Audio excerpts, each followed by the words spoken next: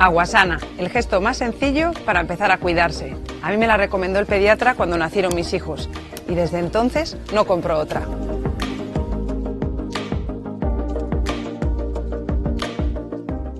En Galicia estamos a construir o futuro da vivenda, desenvolvendo a Galicia calidade do presente e do futuro. Hoxe estánse a construir 3.000 vivendas públicas para acadar o reto de duplicar o parque público e mellorar o acceso á vivenda de miles de galegos e galegas. Un compromiso que irá máis alá no futuro, grazas aos 10 proxectos de interese autonómico xa en marcha da Estrategia de Desenvolvemento de Solo Residencial. Unha vivenda pública feita para Galicia. Xunta de Galicia. Aguasana se encuentra situada en una de las laderas de Agroba, en el término municipal de Bayona, Pontevedra, a 270 metros sobre el nivel del mar, en una zona verde, de gran belleza y libre de toda contaminación. A pie de manantial se sitúa la moderna planta de envasado, con un proceso de embotellado totalmente automatizado para mantener la pureza original del agua y asegurar la adecuada conservación de sus propiedades naturales. Disponemos de 3 líneas de envasado, 2 para el envasado PET y 1 para el vidrio. Aguasana está plenamente concienciada y comprometida con el medio ambiente, cuidando los manantiales y su entorno de forma sostenible y contribuyendo a la correcta gestión de sus envases, utilizando el vidrio y el PET que mantienen las cualidades del agua inalterables y además son reciclables. Las principales características de Aguasana que la diferencian de otras aguas envasadas son su débil mineralización y su bajo contenido en sodio. Aguasana no solo quita la sed, te cuida.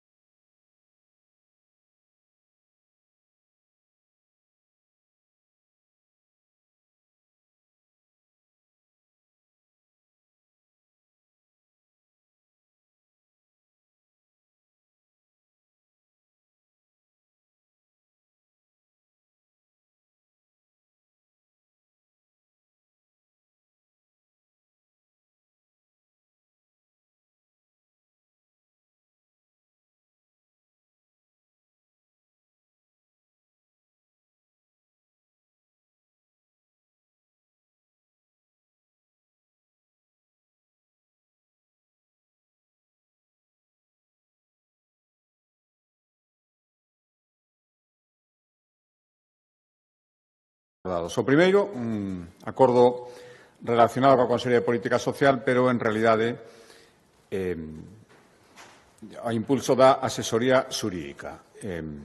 A Xunta sempre apostou pola colaboración co Goberno Central, sempre dixemos que cumpliríamos as obrigas que marca a lei respecto ao acollemento de menores non acompañados, pero sempre pedimos coordinación e planificación. Como saben, non obtivemos en ningún momento do Goberno Central, que estableceu unha serie de criterios sin ter en conta as comunidades autónomas en canto a distribución, non temos comunicación en canto a distribución e asignación de menores por comunidade autónoma, non temos comunicación da planificación dos envíos, non, en todo caso, o financiamento é claramente insuficiente. Bueno, cousas que vostedes xa saben, isto nos levou no seu momento a impugnar diante do Constitucional o decreto lei aprobado no seu momento tamén polo Goberno Central sobre a distribución de menores non acompañados. Fixo Galicia e fixeron outras 10 comunidades autónomas, non todas, ademais, do Partido Popular. Pois o acordo que hoxe adoptamos, a proposta da Consellería de Política Social e, por suposto,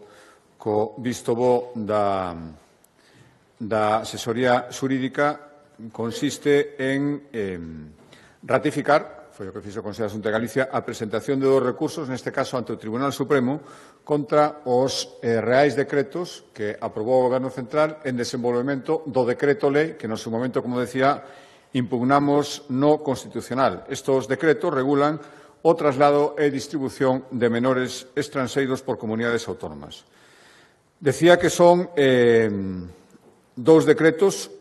Un primeiro establece o procedemento de reubicación e traslado de menores, que a día de hoxe non coñecemos, non foi pactado, non sabemos exactamente cales son as razones que levan a decidir esta distribución, e o segundo decreto establece a capacidade de cada comunidade autónoma e, polo tanto, o número de menores que debemos acoller. Por lo tanto, recurrimos ao decreto lei no seu momento ante o Constitucional e agora recurrimos, polas mesmas razóns, ante o Tribunal Supremo os 2 decretos que desenvolven este decreto lei. Outro acordo, a proposta da Consellería de Política Social, hoxe aprobamos a convocatoria do concerto social, un novo concerto social, para a xestión do Centro de Menores Casa da Quintán, que está na Concello de Ponte Caldelas.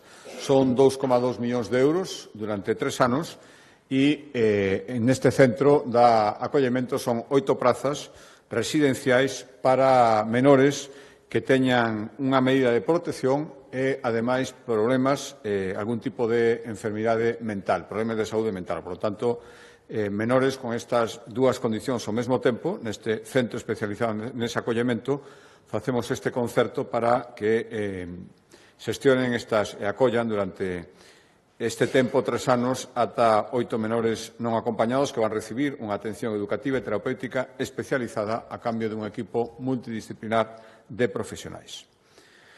O último acordo, a proposta da Consellería de Política Social, non é un acordo, é un informe que se presentou a Consellería sobre os actos que ten previsto realizar dende agora ata finais deste ano, 31 de decembro, para conmemorar o Día Internacional de Eliminación da Violencia contra a Muller. Así se chama institucionalmente, o sea, en 25 de novembro.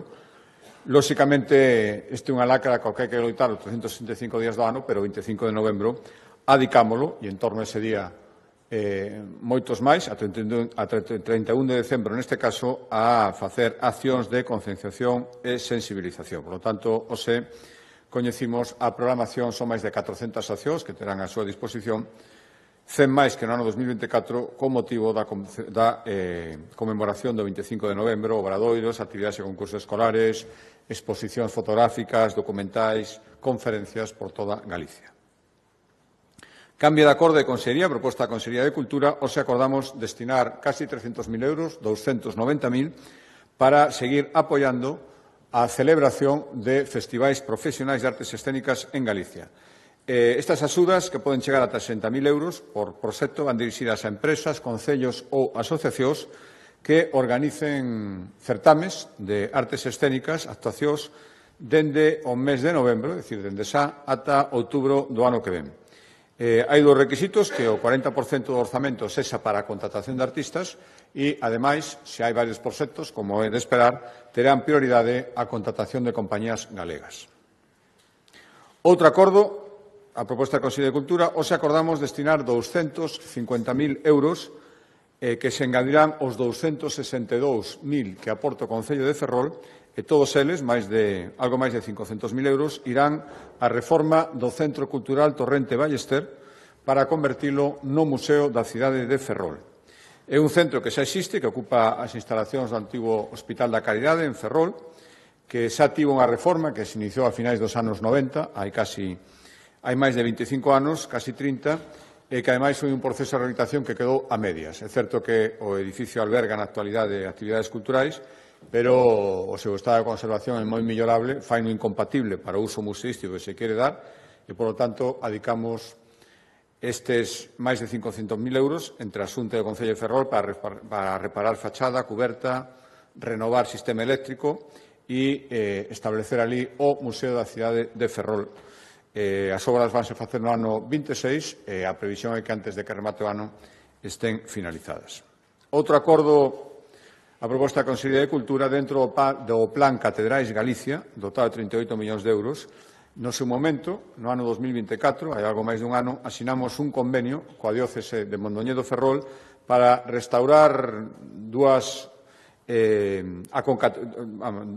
edificios religiosos, a Concatedral de San Xiao en Ferrol, adicamos 318.000 euros, e a cuberta da Catedral de Mondoñedo, que no seu momento foron 258.000 euros. Pois ben, dentro das obras que se fixeron na Catedral de Mondoñedo, pois apareceron problemas estruturais, que é o que nos leva ao acordo de hoxe, que é engadir eses 258.000 euros, outros 250.000 máis, para rematar estas obras de restauración da Catedral de Mondoñedo. Total serían 500.000, a metade se están executados, ou se están executando, e agora este acordo engade outros 250.000.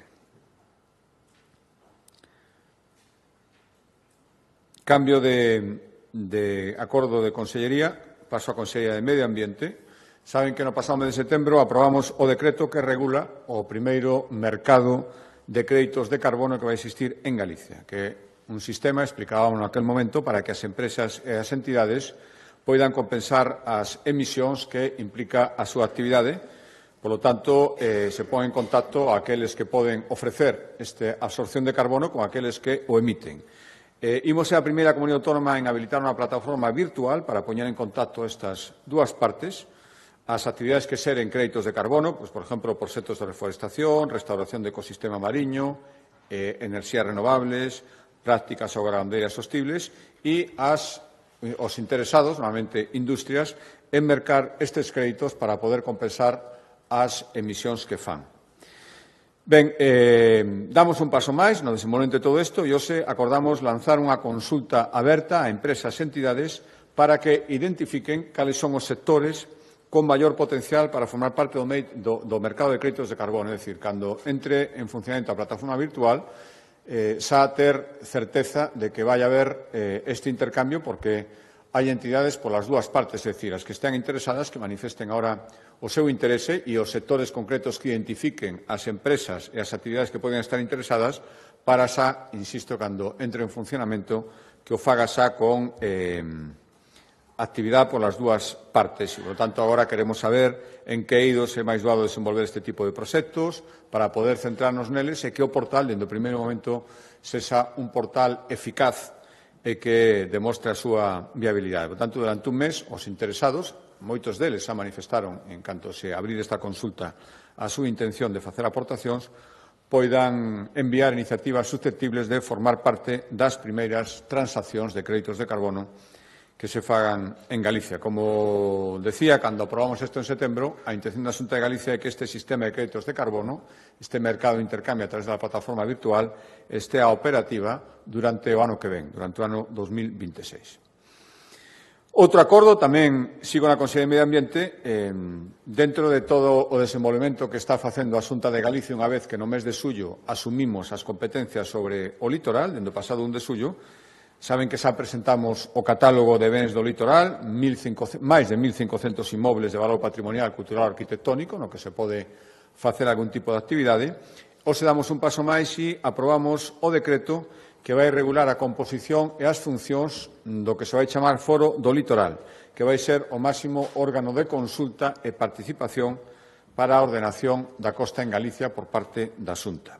Vai estar integrado por membros da Xunta de Galicia, un representante da FEGAM, universidades, organismos científicos, representantes dos principais sectores productivos da cadena mar-industria e tamén entidades ambientais ou que traballen na protección do patrimonio. E vai ser o encargado, como decía, de asesorar a Xunta de Galicia nas decisións sobre o litoral e tamén propoñer recomendacións, suxestións e recoller as que lle faga a sociedade civil, as que estime oportuna facer.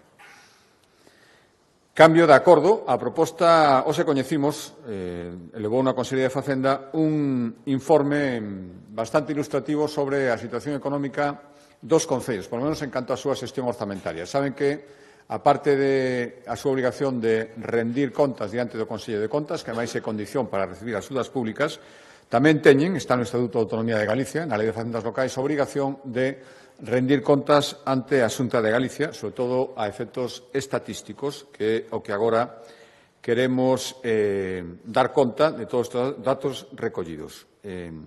Os datos deste informe, que son do ano pasado, revelan que o 94% dos municipios galegos cumpriron con esta obriga de informar sobre as súas contas cando as pechan, contas correspondentes ao ano 2024. 94%, é dicir, 295 dos 313 concellos galegos xa trasladaron datos e, ademais, as 4 diputacións tamén trasladaron os seus datos. O informe está a súa disposición, pero os datos máis relevantes serían que o 65% dos concellos, estou falando, cumpre coa obriga de manter ou ben equilibrio orzamentario entre ingresos e gastos ou ben superávit, 65%. O ingreso medio por habitante na totalidade dos concellos galegos ascende a 1.251 euros e o gasto medio por habitante a 1.153 euros. Entón, estou falando no conxunto dos 295 que trasladan as súas contas. As principais fontes de financiamento dos concellos son as transferencias, algo máis da metade, 52% do total, e a segunda fonte serían os tributos propios, 43%.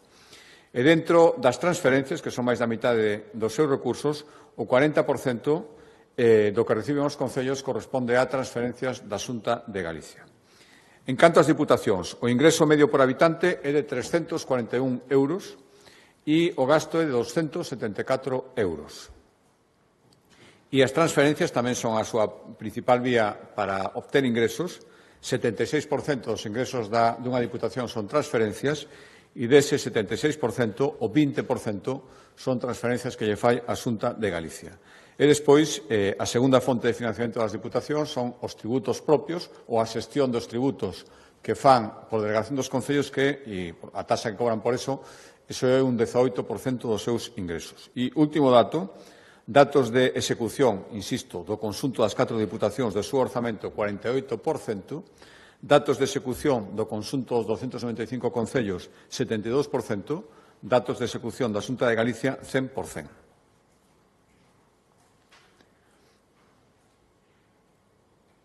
Cambio de acordo de Consellería, proposta da Consellería de Economía, hoxe acordamos destinar 2 millóns de euros para axudar os 19 clústeres que agrupacións profesionais que existen en Galicia para seguir promovendo un modelo económico máis competitivo, innovador e sostible para apoialos en todas as actividades que fan todos estes clústeres. Son 19, 2 millóns de euros e terán que dedicalos a actividades relacionadas coa transferencia de coñecemento ou avanzar cara a unha industria ou un área, cada unha que se ocupe, máis digital e sostible.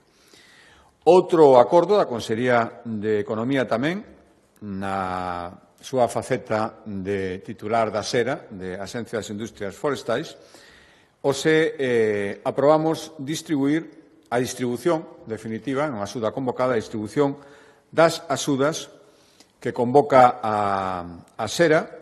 Son 4,4 millóns de euros que recibirán 70 empresas da cadea Industria Forestal Madeira. É un 11% máis das axudas do ano anterior, do ano 24, e van destinadas a, basicamente, se concentran en mercar máquinas para poder fabricar mobles e elementos de construción. Cada vez a madeira se incorpora máis á construción de edificaciones e, polo tanto, estes elementos, a construción industrializada, bueno, esas axudas van para iso.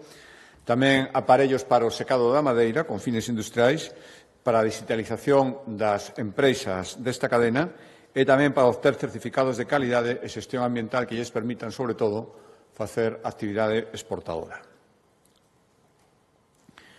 Un cambio de acordo, a proposta da Consellería de Presidencia, dentro das accións da Xunta para seguir promovendo unha mobilidade sostible e fomentar o uso do transporte público, no cal xa temos logros importantes. Recordo que o 97% dos galegos e galegas xa teñen unha parada de transporte interurbano a menos dun kilómetro da súa casa, que os menores de 21 anos e os maiores de 65 poden viaxar de balde nos buses interurbanos da Xunta e que 65 concellos colaboran nos viaxes interurbanos e tamén nos urbanos, non todos os concellos, pero, bueno, nos urbanos, excepto o Concello de Vigo, o resto de concellos que teñen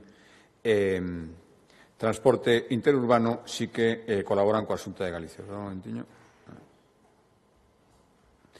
Pois ben, o acordo de hoxe se refire ao convenio que ten a Xunta de Galicia cos concellos da área intermunicipal de Vigo para o transporte interurbano.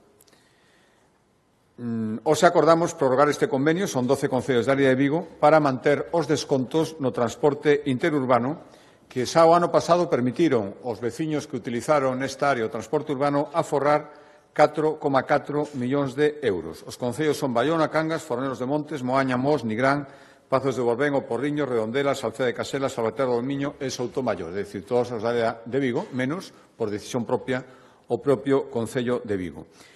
Incrementamos en máis dun 10% o orzamento previsto para estas bonificacións.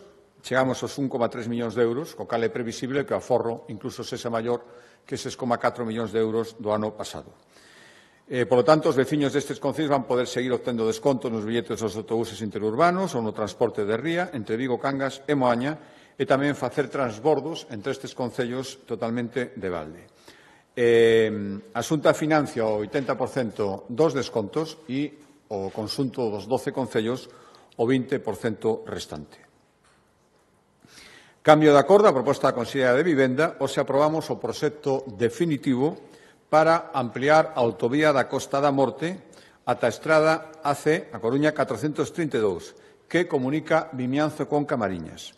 Vai ser un investimento importante, 36,1 millóns de euros, e unha ampliación de 5,5 novos kilómetros entre Santirene e a intersección AC 432 que comunica Vimianzo e Camariñas.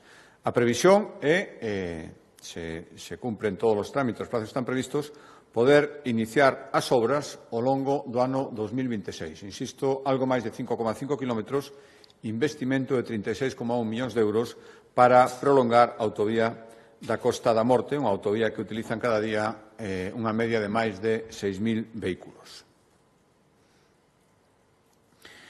Sigo na mesma consellería, pero ahora en vivenda, e seguindo cos acordos que prácticamente todos os consellos veñen para cumprir ese objetivo de duplicar o parque público de vivendas.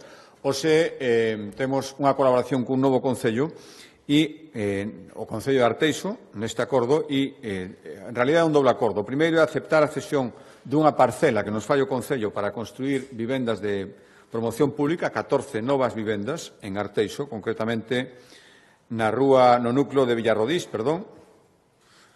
e decía que era un doble acordo. O primeiro é aceptar a cesión da parcela e o segundo, para aforrar tempos e prazos, directamente xa, unha vez que aceptamos a cesión da parcela, licitamos a redacción do proxecto que, unha vez que este redactado, poderá permitir a licitación das obras.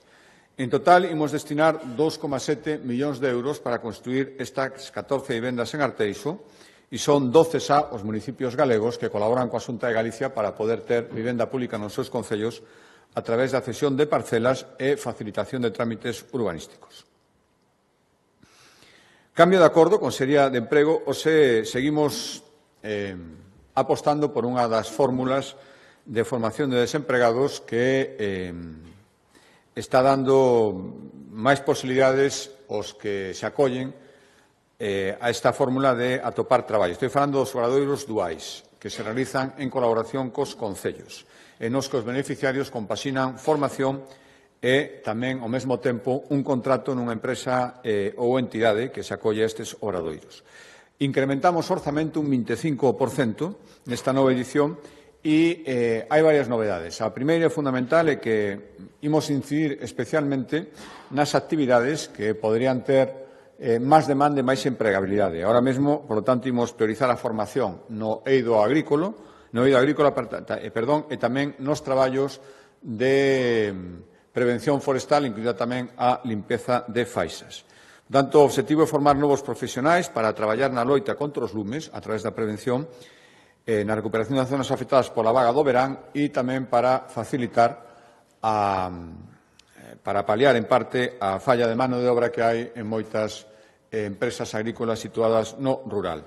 É un investimento importante, casi 50 millóns de euros, algo máis de 48, e a intención é beneficiar a máis de 2.000 desempregados. Decía que a principal novidade é a incidencia nestes dous sectores. Dos 48 millóns, 20 irán adicados especificamente a obradoiros que se centren ou nas tarefas agrícolas ou na limpeza para a prevención de lumes forestais, e tamén aumentamos os incentivos para as empresas que, ao finalizar esta formación, contraten as persoas que se estaban formando nesas empresas baixo a modalidade dual. Pasamos de 1.500 a 3.000 por cada contratación que fagan, por cada persoal contratado, e ampliamos tamén a formación práctica que se recibe nestes obradoiros. Ten que chegar como mínimo o 65% do tempo total, é dicir, o tempo na empresa, mentras dure o obradoiro, ten que ser como mínimo dun 65%. Esta fórmula leva anos en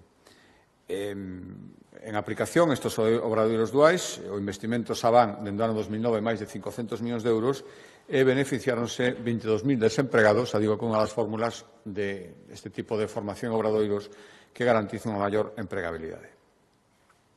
Cambio de acordo, Consellería de Educación, hoxe, e gracias ao trámite orzamentario que nos atopamos, xa entraron no orzamento, e, polo tanto, a normativa que regula os orzamentos permite xa empezar a dispoñer gastos polo sistema de anticipado de gastos. E, por lo tanto, isto permite aforrar prazos e facilita o 100% de execución orzamentaria da que antes lle daba conta. É dicir, hoxe aprobamos xa, por anticipado de gastos, iniciar o procedimento para o ano que ven facer, dentro dos casi 74 millóns de euros dos que vai dispoñer a Consellería de Educación para facer obra nos centros escolares durante o ano 2026, hoxe xa licitamos 16 obras por un importe de algo máis de 16 millóns de euros. Insisto, dentro dos 73,6 son exactamente o que vai ter a Consellería para o ano 2026 para obras, hoxe xa licitamos os primeiros 16 millóns de euros. Onde van a ir? Pois primeiro unha escena de rehabilitacións integrais por 10 millóns de euros en Camariñas, Narón, Barreiros ou Campo Lameiro, entre outros, centros escolares. 3 ampliacións por 4 millóns en Curtis, Lamas de Abade en Santiago, no Centro Escolar Muralla Romana de Lugo. 2 cambios de cuberta no Instituto Rosalía de Castro de Santiago e no Colexio O Cruce de Cedeira, 1,2 millóns de euros, e o peche lateral dunha pista deportiva no Instituto de Porto do Son por casi 300.000 euros. Insisto, estas son unha das ventaxas que ten xa ter iniciado o procedimento de aprobación dos orzamentos que permite xa ir anticipando licitacións. Penúltimo acordo é un informe da Consellería de Vivenda sobre os datos de licitación de obra pública en Galicia referido aos 9 primeiros meses deste ano no que estamos, neste ano 2025. Estes datos amosan que a Xunta lidera a licitación de obra pública en Galicia, 395 millóns de euros, o que supón un 17% máis que o que licitou a Xunta de Galicia no ano anterior. Por lo tanto, un de cada 3 euros que se inviste en obra pública en Galicia son euros que proceden da Facenda autonómica. O Goberno central investiu nestes 9 primeiros meses 340 millóns de euros, os concellos no seu conxunto 353, e as universidades 57 millóns de euros. A Xunta de Galicia, recordo, casi 395 millóns de euros. Os departamentos máis investidores nestes 9 primeiros meses son, lóxicamente, a Consellería responsable das Infraestructuras e de Vivenda, 205 millóns de euros, Augas de Galicia 53, Educación casi 28, Política Social, Presidencia, cada un 20 millóns de euros e así sucesivamente. A Xunta en ano 2021 leva licitados 2.200 millóns de euros, o cal supón un incremento do 58% frente á caída do 41% dos investimentos que experimentou o Goberno Central neste mesmo período. Esa é a diferencia, outra diferencia máis, en poder facer novos investimentos por ter orzamentos aprobados ou non poder facelos polas prórrogas orzamentarias. E, por último, o último dato importante, amosa que Galicia, nestes 9 primeiros meses, foi a comunidade autónoma de todas que máis contratacións realizou nestes 9 primeiros meses. Unha media de 175 euros por habitante, o que supón un 35% máis que a media das comunidades autónomas. Último acordo do que dará conta o Consello de Sanidade ten que ver cun compromiso que anunciamos no seu momento coa intención de seguir reforzando a protección dos traballadores do ámbito sanitario.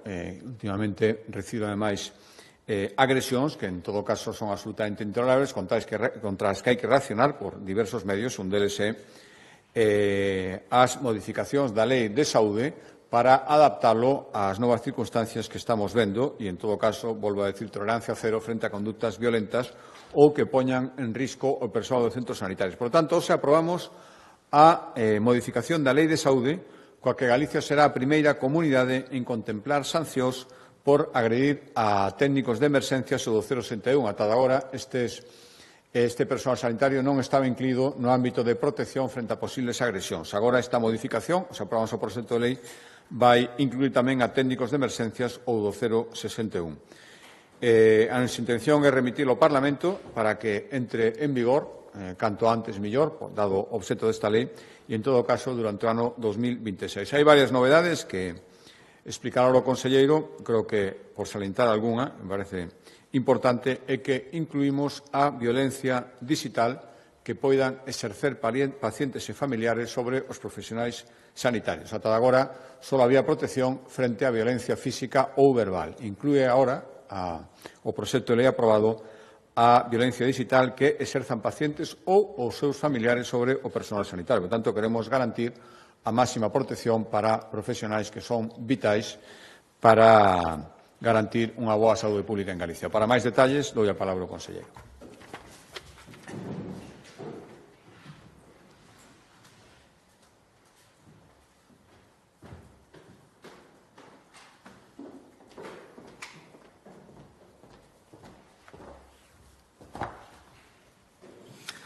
Bueno, bos días. Como ven de referir o presidente, vimos a aprobar a modificación dun texto legislativo co que buscamos dar resposta e atallar un problema que xera preocupación e alarma, como son as agresións ao persoal do sistema de saúde. Segundo os últimos datos dos que dispoñemos, 856 profesionais do Servicio Galego de Saúde comunicaron algún tipo de violencia no pasado ano.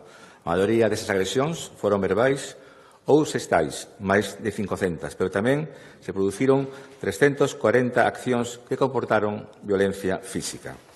Se desagregamos estes datos, atendendo ao nivel asistencial, vemos que 511 agresións foron contra profesionais que traballan na atención primaria e atención extrahospitalaria e outros 345 actos violentos se produciron no ámbito da atención hospitalaria.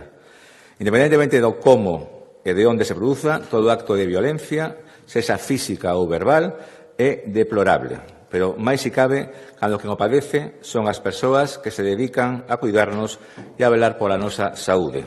É algo que non podemos tolerar. A nosa briga, como responsables públicos, é adoptar medidas e poñer todos os medios a noso alcance para previr e atallar esta situación. Así vimos facendo nos últimos anos coa elaboración de protocolos fronte á violencia no ámbito sanitario, así como a adopción de medidas nos espazos físicos de atención aos pacientes, zonas que podían estar máis tensionadas como son as consultas ou servicios de urxencia. Instalamos o que é o botón acude en máis de 15.700 ordenadores do persoal. Cada área sanitaria ten localizados, ademais, botóns físicos a maiores en función das necesidades de seguridade detectadas, e todos os hospitais dispoñen de cámaras de videovigilancia, sobre todo nos corredores e salas de espera dos servicios de urxencia ou de admisión. O certo é que a tendencia crecente de violencia no ámbito sanitario nos leva á ampliación das nosas accións, coa posta en marcha de novas medidas, especialmente de carácter preventivo, para atallar estas situacións. Medidas deseñadas especialmente para evitar no posible a aparición de novos capítulos de violencia ou condutas que poñan en risco a integridade dos profesionais do ámbito sanitario. Medidas que se plasman na modificación da Lei de Saúde de Galicia que vimos de aprobar no Consello da Xunta, que eleva a rango de lei a prevención e protección fronte ás agresións a todo o persoal do sistema galego de saúde, xa sexa público ou privado. O proxecto de lei que os aprobamos consta dun artículo e 16 apartados que abordan as modificaciones da Lei de Saúde de Galicia para reverter a tendencia actual de agresións no ámbito sanitario. Para isto, en primeiro lugar, o texto legal recolle e concreta a definición de persoal de ámbito sanitario e os profesionais que se inclúen nesta lei.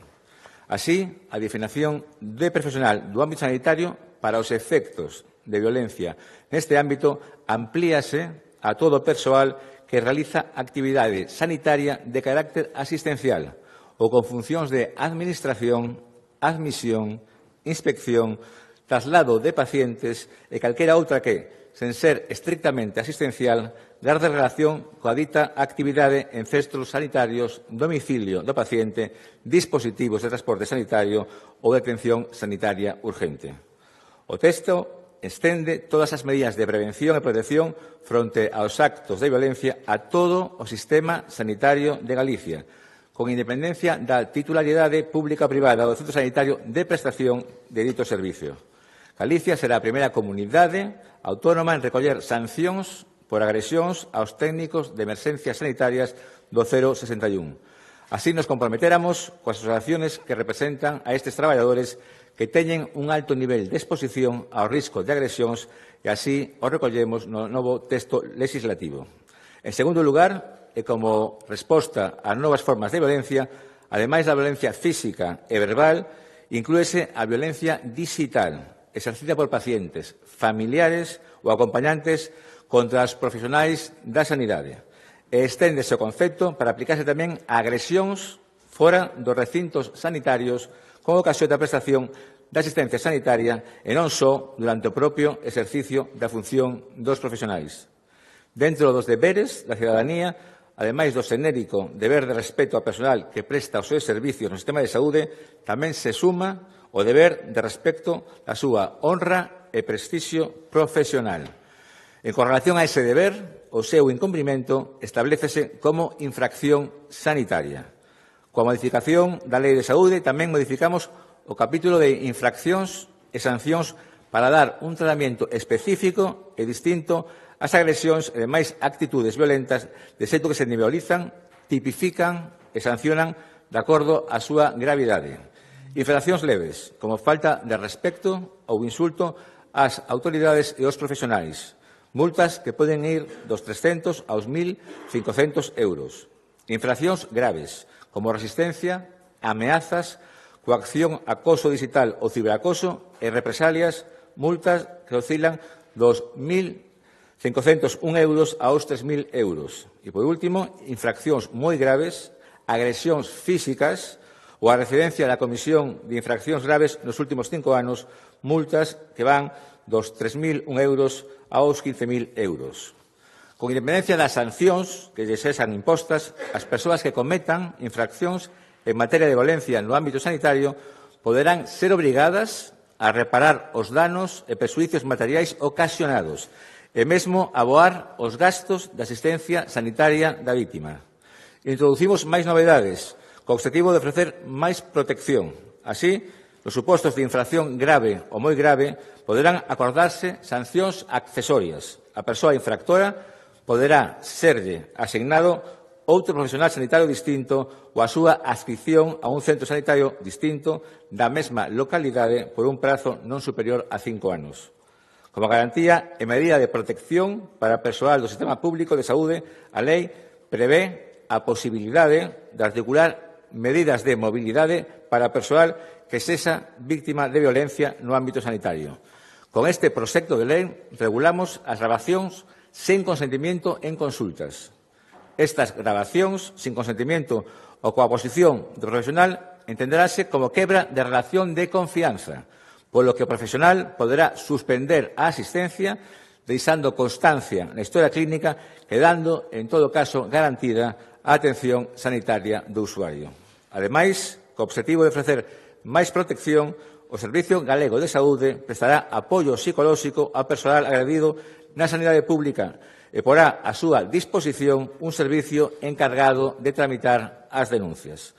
Cando así o precise, a vítima poderá contar coa representación e defensa por parte dos letrados da Asesoría Xurídica da Xunta.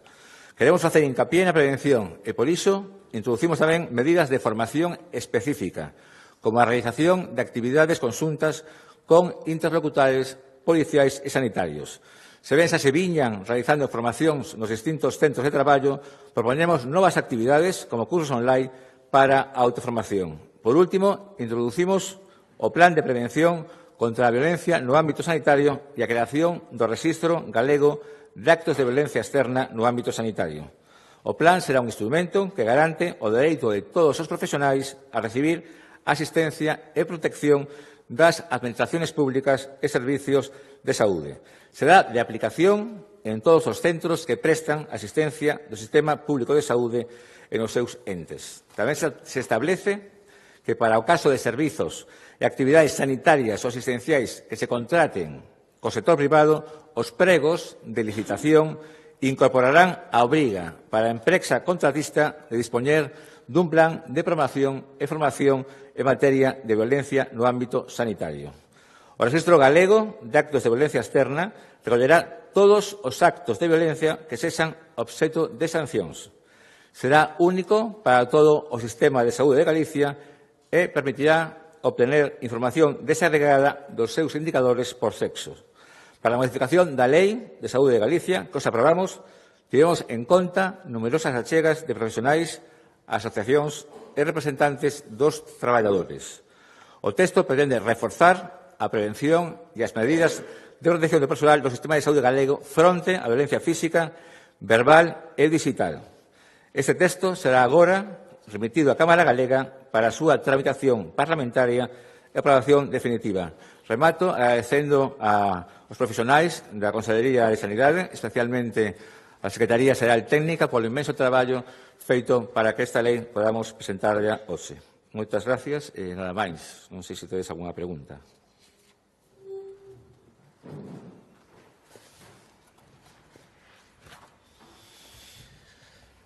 Bo día, conselleiro. Eu teño unha pregunta sobre outro asunto. Quería coñecer a posición final de Galicia con respecto ao envío de datos sobre os cribados ao Ministerio de Sanidade.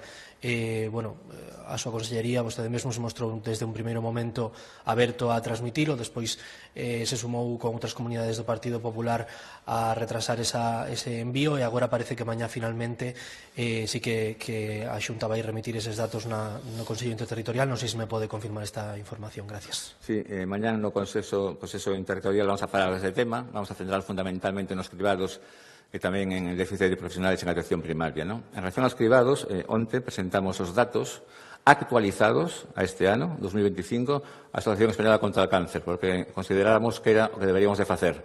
Primeiro, ofrecer os datos aos pacientes e despois ao resto da sociedade. De feito, desde onte, estes datos son públicos para todo aquel que os quera coñecer na páxina do Observatorio de Saúde de Galicia. Están aí.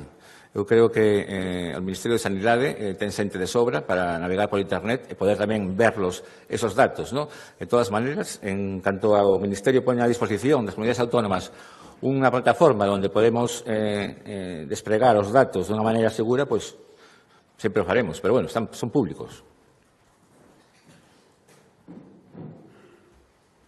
Sí, con respecto ao que anunciou antes, simplemente unha precisión. Cando falaba de que non se poderán facer grabacións en centros sanitarios, entendo con petición expresa do sanitario. No, ou é que se van a gravar ou se van a prohibir calquera grabación dentro... Si ti queres gravar a un profesional sanitario, a un médico, por exemplo, tens que ter o permiso del, senón non vas a poder facelo. E salas de espera en urxencias que estén saturadas se van a poder gravar? Vamos a ver, estamos falando de unha consulta médico-paciente. Vale, o sea, en unha consulta interna. Vale. E depois, quería preguntar outra cuestión relacionada co informe do Valedor do Pobo, da Valedora do Pobo, que se entrou a semana pasada, e apuntaba un incremento importante das queixas por sanidade, especialmente falta de médicos, atención primaria e pediatría. Quería preguntar, facer unha valoración sobre este incremento. Gracias. Bueno, o problema que temos de déficit de profesionais sanitarios, bueno, pues é o que temos. Temos que traballar bajo esos parámetros, ¿no? En atención primaria tamén temos un conflicto agora, que desde a Consellería pues queremos transmitir o que queremos é realmente dialogar con a intención de solucionar o problema que temos en atención primaria. Todos estamos de acordo en o modelo de atención primaria pues non vai ben. Por lo tanto, hai que facer é cambiarlo. E para cambiarlo, creo que temos que ter en conta pues todas as diferentes sensibilidades que hai, ¿no?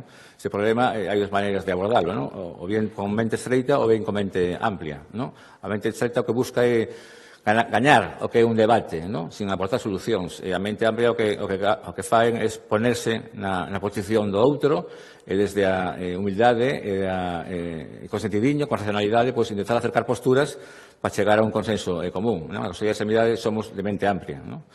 Eso sí, no tan amplia como para que nos caiga o cerebro ao chan. Sí, conselleiro, non sei se podería profundizar un pouco no capítulo de sancións, se ten as cifras na cabeza, se no caso das infraccións da lei de violencia. Las económicas? Sí, as sancións Pero económicas. as teño aquí.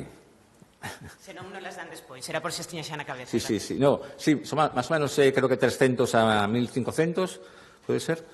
1.500, 3.000 y 3.000, 15.000. Mira. Me acordé.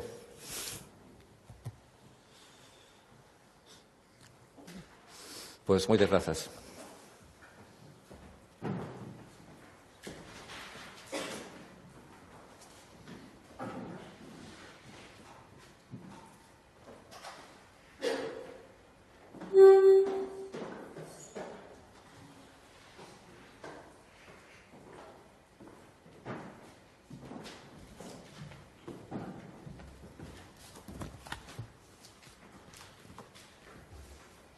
Que tal? Boa tarde. Hola. A Audasa parece que está traballando nunha suba dos peaxes da P9, o sea que os galegos imos ter que pagar máis o vindeiro ano. Non sei cal é a posición da Xunta ao respecto. Moitas gracias. Pois dentro da Xunta, igual que a inmensa maioría da sociedade galega, é todo o contrario.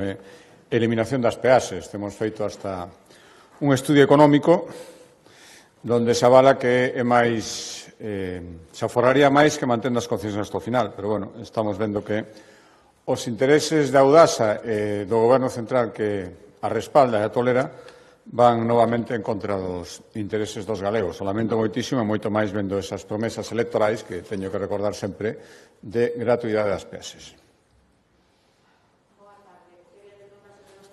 A primeira é se lle preocupa a caída a mínimos da audiencia da televisión pública galega, pese aos cambios que se operaron recentemente coa nova lei. E a segunda é o seu partido acaba de escoller en Valencia como candidato á presidencia da Generalitat a unha opción que, digamos, contaba co visto bo de Vox, pero non era tanto a preferida de Génova. Quero lle preguntar se consultou esta decisión cos baróns territoriais, como a interpreta, se gañou forza Vox nesta negociación. Gracias. Sí, respecto a primeira, a televisión pública, e, por lo tanto, unha televisión de todos os galegos, respetando, por suposto, o resto de cadenas e o resto de opcións. Por lo tanto, si é que se produciu esa caída, non descoñezo exactamente os sistemas de medida nin os datos en concreto, si teño entendido que hubo unha disminución, supoño que os responsables da cadea estarán facendo o necesario para intentar recuperar esa audiencia como fai calquera canle ou calquera empresa que se dedique á comunicación. Pero neste caso, insisto, é a televisión de todos os galegos e, por lo tanto, creo que é bo que teñan os bons datos de audiencia. Esa é a miña opinión. Respecto á segunda pregunta, mire, que a min ni siquiera cal era o candidato de Génova, como se decía na pregunta, algo que se reflexaba nos medios de comunicación. Ni siquiera sei se en Génova tiña un candidato ou unha candidata favorita. Por lo tanto, se eso foi o que se decidiu, creo que quen tiña que decidilo era no ámbito de Valencia. Outra cosa é escoitando a quen se tivera que escoitar. Por lo tanto, non sei se efectivamente esa decisión final estaba no Consello, se anunciou agora non me consta. O que deseso é que canto antes se poida seguir gobernando con normalidade en Valencia, logo da dimisión do anterior presidente, de Carlos Mazón. El xa dixo, dixeron despois todos os responsables políticos nesa comunidade, por lo menos os responsables políticos que queren traballar en serio, que o importante era seguir co que sigue pendente, que é a reconstrucción. Por lo tanto, canto antes, se iso vai supoñer unha continuidade e poder seguir na reconstrucción, eu pouco teño que decir, máis que ojalá que todo iso vaya ben.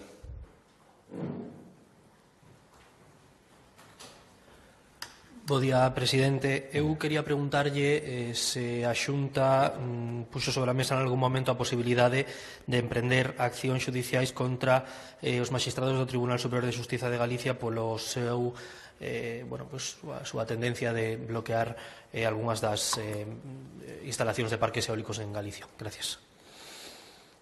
O que temos feito ata agora é poñer de manifesto unha circunstancia absolutamente obxectiva, que é que o único Tribunal Superior de todos os que existen no conxunto do Estado que está seguindo este criterio é o Tribunal Superior de Xustiza de Galicia. Coa agravante, ademais, na miña opinión, unha opinión persoal, de que sigue contradicindo o que dixeron 4 veces sentencias do Tribunal Supremo e o que acaba de decir a requerimento deses propios magistrados o Tribunal de Xustiza da Unión Europea. Por lo tanto, isto é unha situación que, ademais, está provocando graves perxuicios económicos que os pode provocar no futuro e ata o día de hoxe, non sei o que pode pasar no futuro, ata o día de hoxe, a Xunta sigue reaccionando como hai que reaccionar cando non estás de acordo con a sentencia, que é acudindo ao mecanismo dos recursos, pero xa mo teñen escoitado decir outras veces, xa o fixemos ata en 5 ocasións, parece ser que non valeu de nada. Por tanto, ata o día de hoxe sigue sendo o noso método de reacción. Me gustaría que eso fora suficiente.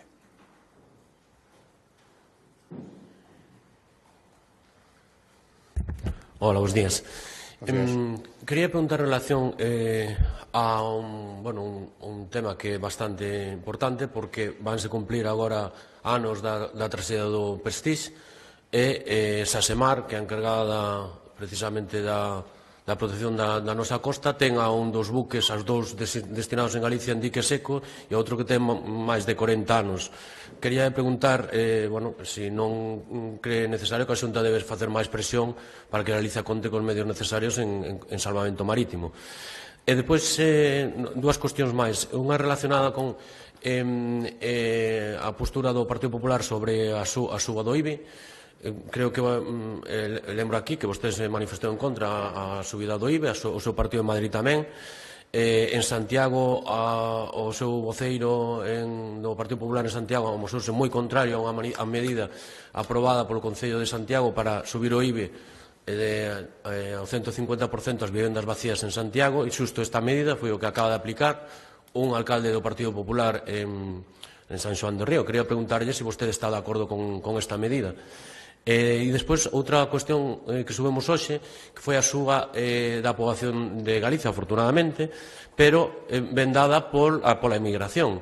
É dicir, Galicia sube en poboación grazas ao fluxo de migrantes que chegan a Galicia. Quería preguntar se cree que é necesario que haxa migrantes, que veñan migrantes para manter esa poboación en Galicia. Gracias.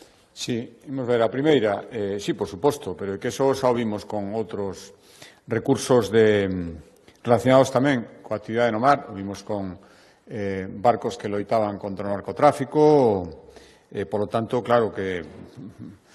Ora, outra cosa é que si o gallá que simplemente a presión que fixera a Xunta servira para que o Goberno Central en outras moitas cousas tamén entrar en razón, pero por suposto que os medios deben estar operativos e non en dique seco, nunca mellor dito, máis tempo do razoable. Por lo tanto, seguiremos insistindo en isto e outras cousas. Durante moito tempo, saben que había noticias de que barcos tamén, buques adicados a vixiancia aduaneira, pois tamén estaban ou noutros sitios ou directamente aquí en Galicia, pero non funcionando. Respecto á segunda pregunta, miren, acabo, ademais, de dar conta dun informe presentado pola Consellería de Facenda respecto aos recursos municipais, de que se nutren transferencias da Xunta a outras administracións, tamén de tributos propios. Eu creo que cada concello debe tomar as súas decisións sobre a súa política retributiva e moitas veces son decisións responsables e levan aparellado, pois, o mellor baixada noutros impostos ou, cando menos, unha xestión económica razoable. O que non creo, isto creo que respondo a súa pregunta, o que non creo en este tipo de solucións máxicas é pensar que o problema da vivenda se soluciona simplemente con maior carga impositiva e non facer nada máis, que me temo que é o tipo de solucións ás que están acudindo algúns dos concellos que toman este tipo de decisións. Creo que é moito máis complexo, sempre é o mismo, pensar que a culpa é do propietario nada máis que do propietario. Creo que non é así. Moitas veces o propietario o que pide é seguridade xurídica para poder alugar, e creo que agora mesmo a normativa estatal non lle está dando. Pretender obligarlle a facer cousas ou estimulalo a facer algo que non ten seguridade xurídica para facelo, simplemente aumentando a carga impositiva ou coas zonas tensionadas, por exemplo, que a Xunta declarou, pero xa saben a miña opinión sobre iso, e veremos os datos cando teñamos algúns máis da municipio a Coruña onde está declarada, ese tipo de fórmulas así non funcionan e cada vez é máis evidente iso. E respecto á terceira, mire que está pasando en todas as comunidades autónomas. Temos un problema demográfico en España e outros moitos países de Europa. En algunhas comunidades autónomas de España especialmente acentuado, pero tamén a subida da poboación xeral que se produciu no noso país ven, e creo que ninguén a estas alturas pode negalo, do fluxo migratorio que ben ordenado e planificado é absolutamente necesario. E, polo tanto, saben que nós temos unha política de máis singular, estrategia retorna, aproveitando a ventaxa de tantas persoas con nacionalidade española e con raíces en Galicia. Si con isto conseguimos que aumente a poboación, benvido sexa, e que non ocultamos que ese relevo que fai falta xeracional é absolutamente necesario. Xa o dixen outras veces, sobre isto ou se pode teorizar moito ou tomar medidas.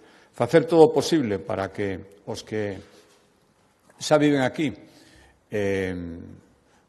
poidan ter fillos e que desexan telos e estímulos económicos, as guarderías, a tarxeta benvida, bonificacións fiscais nos tramos autonómicos dos impostos, todo iso que estamos facendo, pero non é dabondo e, polo tanto, favorecer un fluxo migratorio ordenado creo que é beneficioso para todo, incluso para aumentar o saldo poboacional e, polo tanto, non oculto que agora mesmo probablemente sexa a principal causa, pero benvida sexa, está sendo en toda España e en moitos países de Europa.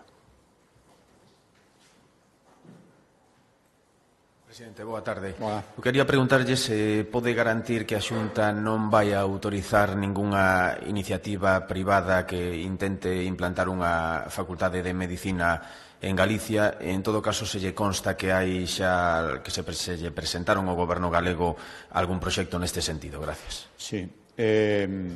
Sobre a segunda parte non me consta, dende logo, polo menos non de xeito formal.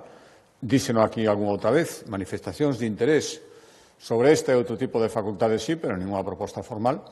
E, indo ao consunto da pregunta, quero aproveitar, porque ademais foi a semana pasada, para agradecer a responsabilidade de todos os que interviron nun acordo que xa o dixen antes de que se producira, e con moita máis razón agora, creo que vou para a Facultade de Medicina, para os estudiantes de Medicina en Galicia, para a Medicina en Galicia, e tamén para Galicia o seu futuro. Por lo tanto, agradezo a responsabilidade dos tres reitores e das persoas que dentro do Goberno galego tiveron unha participación máis directa, un é o Conselleiro de Sanidade e outro é o Conselleiro de Educación. E, polo tanto, todo o que ali se acordou, que ademais ten que ser desenvolvido e executado, por suposto, hai que respetalo. Eu non entendo os pactos de outra maneira, e os acordos.